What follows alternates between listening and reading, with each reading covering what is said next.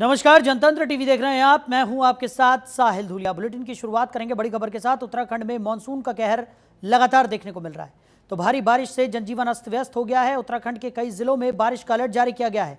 मौसम विभाग ने यह अलर्ट जारी किया है। उत्तराखंड की पहाड़ियों पर मानसून की बारिश सिर्फ खुशखबरी लेकर नहीं आती, ये बारिश अपने साथ अक्सर आफत लेकर आती है। बीते बुधवार को इसका नज़ारा सामने आया जब रुद्रप्रयाग जिले में लगातार बारिश के चलते भूस्खलन हुआ और गौरीकुंड केदारनाथ यात्रा मार्ग पूरी तरह से बंद हो गया। हजारों श्रद्धालु बीच रास्ते में फंस गए। हालांकि राहत की बात यह रही कि एसडीआरएफ और स्थानीय प्रशासन ने तत्परता दिखाते हुए यात्रियों को सुरक्षित स्थानों तक पहुंचा दिया।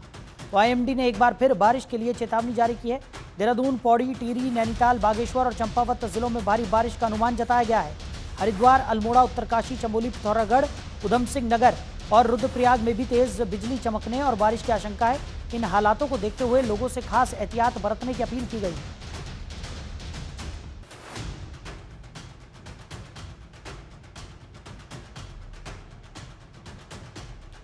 खबर पर ज्यादा जानकारी के साथ हमारे सहयोगी मनोज कश्यप हमारे साथ जुड़ गए। मनोज, उत्तराखंड में भारी बारिश को लेकर लगातार मौसम विभाग की तरफ से अलर्ट जारी किया जा रहा है। लगातार लोगों से सावधानी बरतने की अपील की जा रही है। प्रशासन भी पूरी मुस्तैदी के साथ लगा हुआ है। क्या स्थिति इस वक्त बताई जा रही है? जी, मैं आपको बताऊं कि पूरी रात से बरसात हरिद्वार के अंदर इस समय पड़ रही है। और अगर गंगा नदी की बात की जाए तो इस समय गंगा का जलस्तर भी बढ़ा हुआ है। और जिस चीज को लेकर के इस समय आपदा राहत चौकियों, बाढ़ चौकियों को भी अलर्ट मोड पर रखा गया है।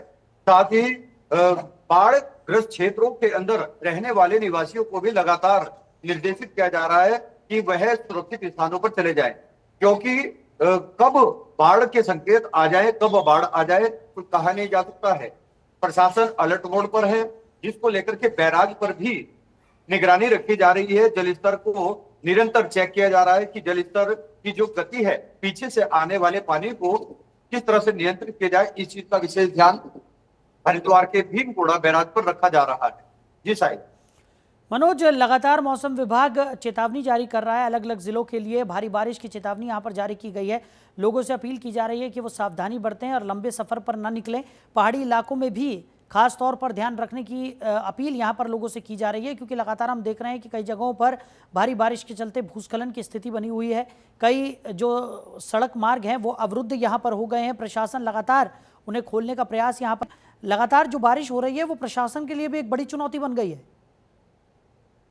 ये बिल्कुल प्रशासन के लिए एक बड़ी चुनौती है, क्योंकि जिस तरह से मौसम विभाग के द्वारा भी अलर्ट किया गया है, क्योंकि अभी लगातार बारिश पड़ने के संकेत मौसम विभाग के द्वारा भी दिए जा रहे हैं। तो इस चीज को लेकर के पहाड़ी क्षेत्रों में यात्रा करने वाले यात्रियों को भी सुरक्षित यात्रा करने के दिशा निर्देश दिए जा रहे हैं, क्योंकि जितनी भी पर्वतमालाएं उत्तराखंड के अंदर हैं, ये सभी पहाड़ हैं जिनके बीच में मिट्टी होती है और बरसात के कारण ये मिट्टी निकलने से पहाड़ों पर भूस्खलन की समस्याएं आमतौर पर देखी जा सकती है, बनी रहती है, जिससे किसी जनहानि की भी संभावनाओं से इनकार नहीं किया जा सकता। तो इसीलिए सतर्कता बरतते हुए पहाड़ी क्षेत्रों में यात्रा करने वाले यात्रियों को भी लगातार निर्देशित किया जा रहा है, उनको गाइड किया जा रहा है कि अपने यात्रा को सुरक्षित रखें और बेवजह पहाड़ी क्षेत्रों में यात्रा ना करें। तो इस चीज को लेकर के प्रशासन भी अलर्ट मोड पर है।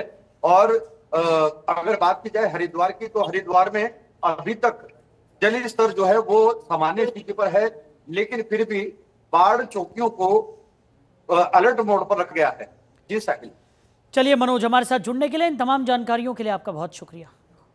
आगे बढ़ते हैं। उत्तराखंड पंचायत चुनाव की मतगणना जारी है। पंचायत चुनाव के आज नतीजे सामने आने वाले हैं, तो वेबसाइट पर भी नतीजे जारी होंगे। 2 चरणों में त्रिस्तरीय पंचायत चुनाव हुआ। उत्तराखंड पंचायत चुनाव की मतगणना शुरू हो गई है। अब से थोड़ी ही देर में नतीजे आने शुरू हो जाएंगे। तो मतगणना केंद्र पर सुरक्षा की करीब 34,000 उम्मीदवारों की किस्मत का फैसला आज होने जा रहा है। सुबह 8 बजे से वोटों की काउंटिंग शुरू हो गई है। बता दें कि उत्तराखंड पंचायत चुनाव में 2 चरणों में मतदान हुआ था। पंचायत चुनाव के दोनों चरणों में 69.16% मतदान हुआ था। तो 89 खंडों में मतगणना का कार्य होगा। चुनाव नतीजे जारी होने के साथ ही पूरा परिणाम आयोग की वेबसाइट पर भी उपलब्ध कराया जाएगा। पहले चरण के 17,829 और दूसरे चरण के 14,751 प्रत्याशियों के भाग्य का फैसला आज होने जा रहा है।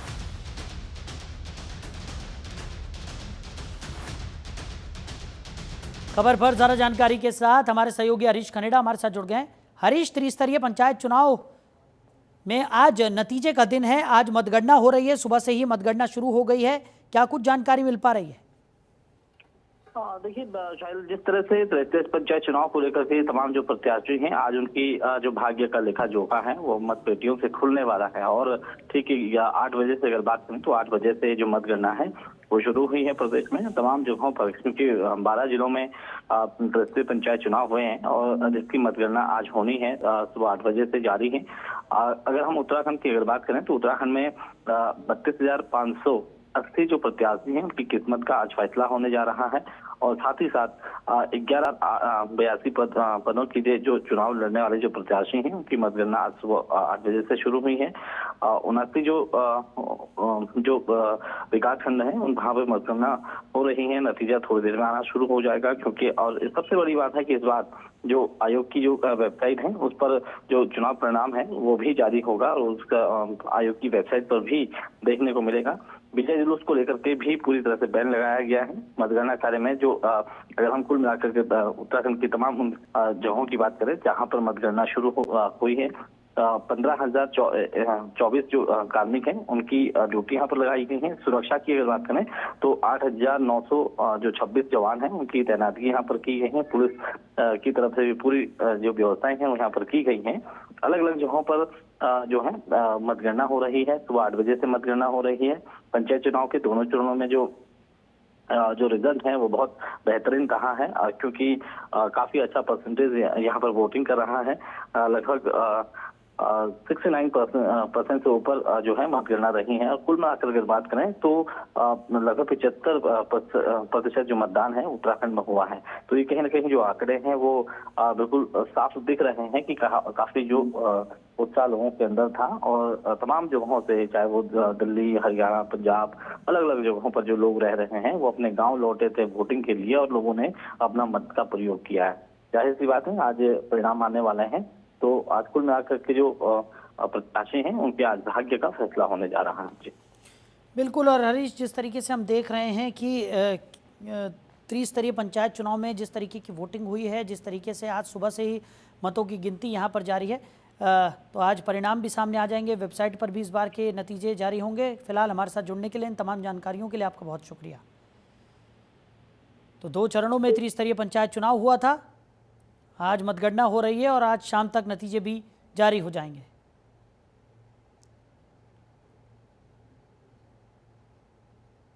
तो वहीं त्रिस्तरीय पंचायत चुनाव में आज प्रत्याशियों के साथ साथ कई दिग्गज नेताओं की प्रतिष्ठा भी दांव पर लगी है। कैबिनेट मंत्री और सोमेश्वर विधायक रेखा आर्य की साख भी इस चुनाव में दांव पर है।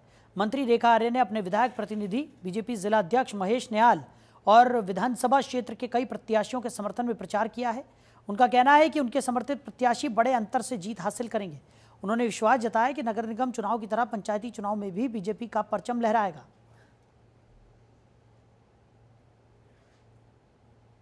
जाने वाला है निश्चित रूप से। मैं समझती हूँ कि जिस प्रकार से नगर निकायों में भारतीय जनता पार्टी की परचम लहरा है, ठीक उसी प्रकार से हमारे ग्रामीण में भी, हमारे चाहे वो ब्लॉक स्तर हो या जिला पंचायत के स्तर पर हो, तो हमारे अधिक से अधिक प्रत्याशी जीतेंगे। प्रचंड बहुमत की जो है ग्रामीण स्तर पर हमारी सरकार बनेगी। उधर उत्तराखंड के पहले सीमांत ज्योतिर्मठ विकास सभागार में मतगणना शुरू हो गई है। सुरक्षा के पुख्ता इंतजाम है। ज्योतिर्मठ पुलिस की कड़ी निगरानी में मतगणना हो रही है। तो ज्योतिर्मठ क्षेत्र के 2 जिला पंचायत सदस्य, 23 क्षेत्र पंचायत सदस्य और 58 ग्राम पंचायत प्रधान पद के लिए मतगणना हो रही है। जिला निर्वाचन अधिकारी ने बताया कि जिले में सभी 9 विकासखंड मुख्यालयों पर मतगणना के लिए कुल 83 टेबल लगाई गई हैं, जबकि मतगणना के कार्य को सुचारू और शांतिपूर्ण रूप से संपादित करने के लिए 93 मतगणना सुपरवाइजर और 372 मतगणना सहायकों की तैनाती की गई है। इसके साथ ही सुरक्षा व्यवस्था को लेकर सभी मतगणना केंद्रों पर पर्याप्त संख्या में पुलिस बल की तैनाती की गई है।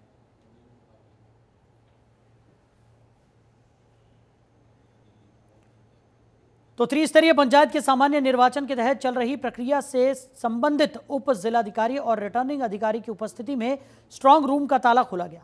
सुबह 8 बजे से जिले के सभी 15 विकास खंडों में मतगणना शुरू हो गई। गौरतलब है कि पौड़ी जनपद में 1166 ग्राम पंचायतें हैं, 975 ग्राम प्रधान, 346 क्षेत्र पंचायत सदस्य और 38 जिला पंचायत सदस्य पद के लिए चुनाव हुए हैं। तो मतगणना के लिए 15 विकास खंडों में 180 टेबल लगाई गई है।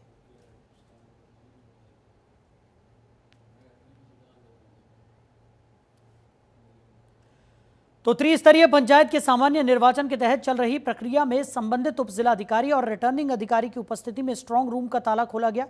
सुबह 8 बजे से जिले के सभी 11 विकास खंडों में मतगणना शुरू हो गई। गौरतलब है कि अल्मोड़ा जनपद में 1160 ग्राम पंचायतें हैं। 1160 ग्राम प्रधान, 391 क्षेत्र पंचायत सदस्य और 45 जिला पंचायत सदस्य पद के लिए चुनाव हुए हैं। मतगणना के लिए 11 विकास खंडों की मतगणना भी हो गई।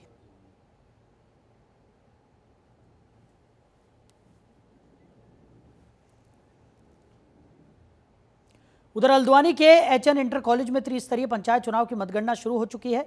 हल्द्वानी विकासखंड में 8 राउंड की काउंटिंग होनी है, जिसमें 28 टेबल लगाई गई है और प्रत्येक टेबल पर 4 मतगणना कार्मिक और 1 सुपरवाइजर की ड्यूटी लगाई गई है। उप जिला निर्वाचन अधिकारी का कहना है कि जिले के सभी 8 ब्लॉक में मतगणना शुरू हो चुकी है। निष्पक्ष और पारदर्शी मतगणना के लिए सभी प्रत्याशियों के एजेंट के समक्ष स्ट्रांग रूम की सील खोली गई है और मतपेटियों को काउंटर पर रखकर मतगणना शुरू कर दी गई है। हल्द्वानी ब्लॉक के 55 ग्राम सभाओं में प्रधान पद के 176 प्रत्याशी, बीडीसी मेंबर के लिए 38 पदों पर 134 उम्मीदवार, वार्ड मेंबर के 16 पदों पर 33, जिला पंचायत की 4 सीटों पर 14 उम्मीदवारों के भाग्य का फैसला आज हो जाएगा। अभी तो हम एचएन इंटर कॉलेज में खड़े हैं। यहाँ पर ठीक 8 बजे स्ट्रांग रूम हमने प्रत्याशियों, उनके एजेंटों, ऑब्जर्वर, आरओ के समक्ष खोल दिया है।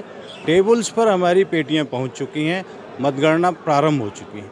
ऐसी स्थिति हमारे अन्य 7 ब्लॉकों में भी है, वहाँ पे भी मतगणना प्रारंभ हो चुकी है। सारी व्यवस्था चुस्त दुरुस्त है, सुरक्षा व्यवस्था चाक चौबंद है और ये प्रक्रिया अब जो शुरू हुई है, अंतिम मत के गिने जाने तक अनवरत जारी रहेगी। संभावना है कि अगले 10 से 12 घंटे में हम पूरी मतगणना उधर बागेश्वर जनपद के तीनों विकासखंड में त्रिस्तरीय पंचायत चुनाव की मतगणना जारी है। बागेश्वर, गरुड़ और कपकोट विकासखंड त्रिस्तरीय पंचायत चुनाव मतगणना की हो रही है। तो तीनों विकासखंड की विजयी प्रधानों को प्रमाण पत्र भी दिए जा रहे हैं।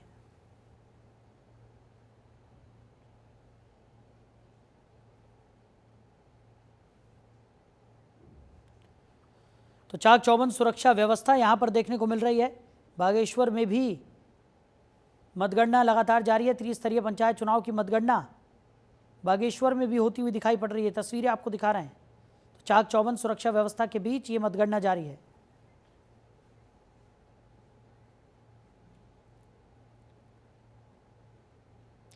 उधर आगामी 2 अगस्त को दिल्ली के विज्ञान भवन में ऑल इंडिया कांग्रेस कमेटी के विधिक, मानवाधिकार और आरटीआई विभाग का वार्षिक सम्मेलन होने जा रहा है। संवैधानिक चुनौतियां, परिप्रेक्ष्य और मार्ग विषय पर आधारित इस कार्यक्रम में शामिल होने के लिए उत्तराखंड कांग्रेस के सभी बड़े नेता दिल्ली जाएंगे। इस दौरान कार्यक्रम में नेता प्रतिपक्ष राहुल गांधी भी इस सभा को संबोधित करेंगे। उत्तराखंड कांग्रेस के उपाध्यक्ष संगठन और प्रशासन सूर्यकांत धस्माना ने बताया कि राहुल गांधी के साथ ही ऑल इंडिया कांग्रेस कमेटी के राष्ट्रीय अध्यक्ष मल्लिकार्जुन खड़गे, राष्ट्रीय महासचिव और सांसद प्रियंका गांधी समेत कई महत्वपूर्ण नेता कार्यक्रम में शामिल होंगे। उन्होंने कहा कि देश की तमाम राजधानियों और कई महत्वपूर्ण जिलों में कांग्रेस पार्टी का संविधान बचाओ कार्यक्रम चलाया गया था। इसी क्रम में 2 अगस्त को दिल्ली के विज्ञान भवन में कांग्रेस पार्टी के सभी CWC मेंबर, AICC पदाधिकारी, राष्ट्रीय महासचिव, राज्य के प्रभारी, PCC अध्यक्ष और सभी राज्यों के फ्रंटल संगठनों के अध्यक्ष वार्षिक अधिवेशन में शामिल होने जा रहे हैं। देखिए, उसमें राहुल गांधी जी की स्पीच है, उसमें साथ में हमारे राष्ट्रीय अध्यक्ष मल्लिकार्जुन खड़गे साहब हैं, हमारी राष्ट्रीय महासचिव श्रीमती प्रियंका गांधी जो हमारी सांसद है, इसके अलावा तमाम महत्वपूर्ण नेता है। संविधान बचाओ कार्यक्रम हमारा पूरे देश के अंदर चला और पूरे देश की तमाम राजधानियों में और कई महत्वपूर्ण जनपदों में हमने पूरे देश भर में संविधान बचाओ कार्यक्रम चलाया। अब एक दिल्ली में कार्यक्रम हो रहा है और दिल्ली के विज्ञान भवन में हमने पूरे देश के जो हमारे CWC के मेंबर्स हैं, जो हमारे ऑल इंडिया कांग्रेस कमेटी के पदाधिकारी हैं, जो हमारे राष्ट्रीय महासचिव गण हैं, जो हमारे राज्यों के प्रभारी गण हैं, जो हमारे प्रदेश कांग्रेस कमेटी के अध्यक्ष हैं और जो हमारे पूरे देश के तमाम राज्यों के फ्रंटल संगठनों के अध्यक्ष हैं, वो इसमें पार्टिसिपेट करेंगे। उधर हरिद्वार में हर की पैड़ी समेत कई घाटों पर अतिक्रमण की पर नज़र यहां पर बनाई गई है और उसके खिलाफ कार्रवाई भी की गई है। अवैध दुकानों के सामान जब्त किए गए हैं। मुख्य सफाई निरीक्षक और चौकी प्रभारी और पर्यावरण पर्यवेक्षक ने कार्रवाई की। मां मनसा देवी मंदिर पर हुए हादसे के बाद धार्मिक स्थलों पर जहां जहां अतिक्रमण हो रखे हैं, उन जगहों पर शासन और प्रशासन किसी भी तरह की कोताही नहीं बरत रहा है। भीड़भाड़ वाले क्षेत्रों में अतिक्रमण को लेकर जिलाधिकारी द्वारा भी सख्त दिशा निर्देश दिए गए हैं कि भीड़भाड़ वाले क्षेत्रों में किसी भी प्रकार का अतिक्रमण न रहे। उसी के चलते पुलिस प्रशासन के साथ नगर निगम के अधिकारियों ने मिलकर अतिक्रमण को हटाने की कार्रवाई को अंजाम दिया।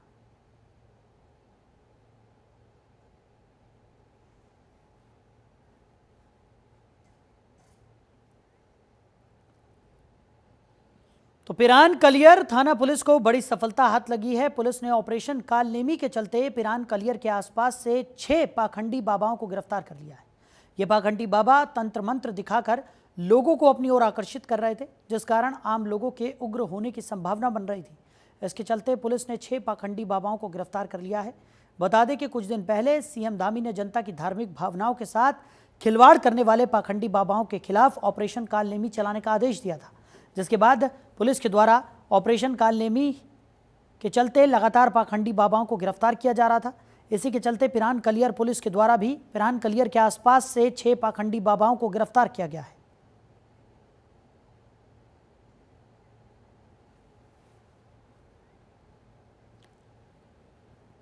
तो सीएम धामी के निर्देश पर ऑपरेशन कालनेमी चलाया जा रहा है और बहरूपियों के लिए यह पूरा ऑपरेशन काल साबित हो रहा है।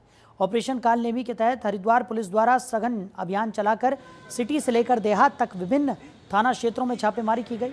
अभियान के अंतर्गत 44 ऐसे बहरूपिया बाबाओं को हिरासत में लिया गया जो साधु संतों का भेष धरकर तंत्र मंत्र, जादू टोना और अन्य प्रकार के ढोंग दिखाकर श्रद्धालुओं और आमजन को भ्रमित कर रहे थे। ये व्यक्ति जनता की आस्था के साथ खिलवाड़ कर रहे थे। पुलिस ने मौके पर सभी का सत्यापन किया और जिनके दस्तावेज और गतिविधियां संदिग्ध पाई गई उन्हें विधिक प्रक्रिया के अंतर्गत हिरासत में लेकर विधिक कार्रवाई अमल में लाई गई। ये कार्रवाई उन ढोंगी बाबाओं के विरुद्ध है जो धर्म की छवि धूमिल कर समाज को गुमराह कर रहे हैं। हरिद्वार पुलिस का यह अभियान लगातार जारी रहेगा।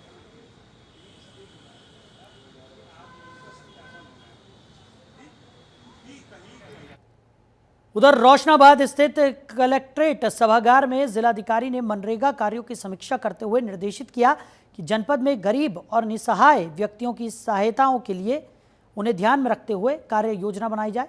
उन्होंने निर्देश देते हुए कहा कि ग्रामीण क्षेत्रों में रोजगार के लिए मैंडेज बढ़ाए जाएं और अधिक से अधिक कार्यों की मनरेगा से डबटेलिंग की जाए। जन भावनाओं, अपेक्षाओं और जन आवश्यकताओं के अनुरूप ही मनरेगा के अंतर्गत कार्य प्रस्तावित किए जाएं। उन्होंने निर्देशित करते हुए कहा कि कार्य धरातल पर दिखे, कार्यों की जनता द्वारा सराहना मिले, इसलिए कार्य पूरी पारदर्शिता और गुणवत्ता से पूरे किए जाएं।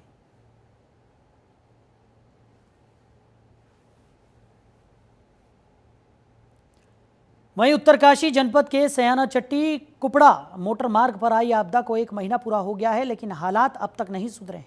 मोटर पुल का अप्रोच क्षतिग्रस्त सहित मार्ग के कई हिस्सों में मलबा और पत्थर अभी तक नहीं हटाए गए हैं, जिससे दर्जन भर वाहन फंसे हुए हैं और स्थानीय लोगों को आवाजाही में भारी दिक्कतों का सामना करना पड़ रहा है। ग्रामीणों का कहना है कि शासन और प्रशासन की अनदेखी के चलते आज भी क्षेत्र के लोग मुश्किलों में जीने को मजबूर हैं। स्कूली बच्चे, बुजुर्ग और मरीजों को आने जाने में भारी परेशानियों का सामना करना पड़ रहा है। वहीं विभागीय अधिकारियों की चुप्पी ने लोगों में आक्रोश और भी बढ़ा दिया है। स्थानीय लोगों ने जल्द से जल्द क्षतिग्रस्त मोटर पुल सड़क मार्ग को दुरुस्त करने के साथ वैकल्पिक मोटर मार्ग निर्माण की मांग की है ताकि जनजीवन सामान्य हो सके। मैं ग्राम तिरखली का हूँ और यहाँ पे जो ये 28 तारीख से जो आपदा आई है, आज पूरा 1 महीना से ऊपर हो गया। यहाँ पे कोई वैकल्पिक मार्ग का कोई सरकार इसमें कोई संज्ञान नहीं ले रही है। यहाँ तक भी डीएम के भी 2 चक्कर लग चुके हैं यहाँ पे, लेकिन कोई यहाँ पे मतलब कोई यहाँ पे रास्ता नहीं दिखा रहे। कितने वाहन होंगे फंसे हुए? ये कम से कम 8-10 वाहन है। कुछ कुपड़ा में भी हैं, कुछ यहाँ तिरखली में भी हैं और यहाँ पे कम से कम कॉमर्शियल गाड़ियाँ ज़्यादा है जिनसे हमारा हाईवे का साधन है। देखो 1 महीना से ऊपर हो चुका है पूरा। कितनी दिक्कत हो रही है? इसमें काफ़ी दिक्कत रही। गाँव में किसी के पास राशन नहीं है, किसी की डिलीवरी होनी है, यहाँ पे काफ़ी सारी दिक्कतों का सामना करना पड़ रहा है। तो मैं डीएम साहब से दरख्वास्त करूँगा इससे जल्दी से जल्द मतलब इसका वैकल्पिक मार्ग का एक मार्ग खोले। उधर कुंभ 2027 को लेकर हरिद्वार पुलिस ने अभी से कमर कस ली है। हरिद्वार में वरिष्ठ पुलिस अधीक्षक की अध्यक्षता में एक अहम बैठक हुई जिसमें पुलिस प्रशासन ने बड़े लेवल पर प्लानिंग की। शाही स्नान से लेकर ट्रैफिक मैनेजमेंट, महिला सुरक्षा से लेकर साइबर क्राइम तक हर बिंदु पर खास रणनीति बनाई गई। एसएसपी ने साफ कहा है कि कुंभ एक अंतर्राष्ट्रीय आयोजन है जिसमें एक भी चूक की कोई जगह नहीं है। इस बार का कुंभ समन्वय, तकनीक और सतर्कता का आदर्श उदाहरण होगा।